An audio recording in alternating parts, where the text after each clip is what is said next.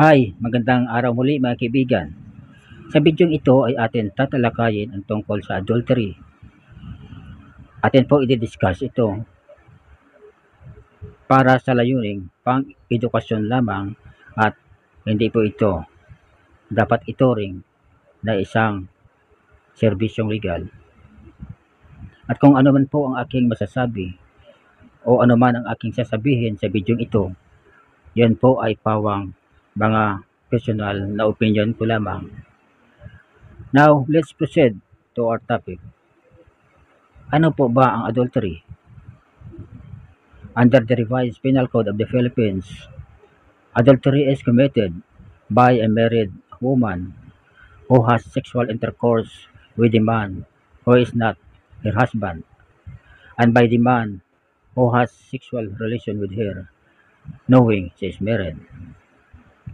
Dapat po, yung lalaki rito ay talagang alam niya na yung babae na kanyang kinakatalik ay mayroong asawa o kasal sa kanyang asawa. Now, just in case na yung lalaki talagang in good faith, malinis ang kanyang konsensya, talagang hindi niya alam na yung babae ay may asawa. Ito po ay pwede niyang gamitin depensa laban sa kasong isinampa sa kanya. Atin po pagkatandaan na yung bawat sexual intercourse, it constitute a crime of adultery. Ngayon, sino naman ang may karapatan na maghain ng demanda for adultery? Ayon sa ating batas, only the offended husband has the right to file a case for adultery against his wife. Ang tanging makapag-file ng kaso ng adultery ay yung offended husband.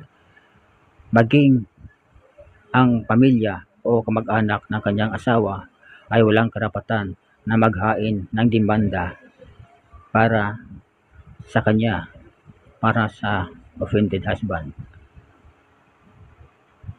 Ngayon, paano halimbawa mayroong kapatawaran o mayroong consent on the part of the offended husband? Halimbawa po, yung asawang lalaki ay alam niya na yung kanyang asawa ay nakipagtalik sa iba at wala siyang ginawang aksyon. On the contrary, nagsasama pa sila bilang mag-asawa, yan po ay pinapalagay na pinapatawad niya na ang kanyang asawa. At kung yan po ang kaso, siya po ay wala nang karapatan na mag-file ng kaso for adultery sa kanyang asawa. Ngayon po, paano naman kung ang katawiran ng babae kaya siya nagkaroon ng kalaguyo dahil iniwan siya or inabandona siya ng kanyang asawa? If that is the case, hindi po makakapagpigil sa paghain ng demanda laban sa babaeng nagkaroon ng kabit. Pwede niya po yan depensa para bumaba lamang ang haba ng penalty na pagkakulong sa kanya.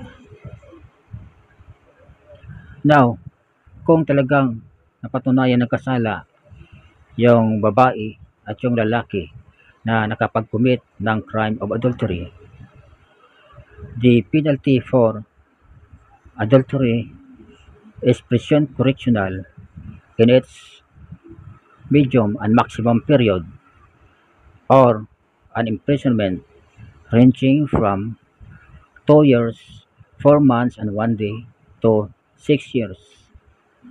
Now, para naman sa babaeng iniwan ng asawa o inabandona ng asawa, medyo mababa lamang ang kanyang imprisonment.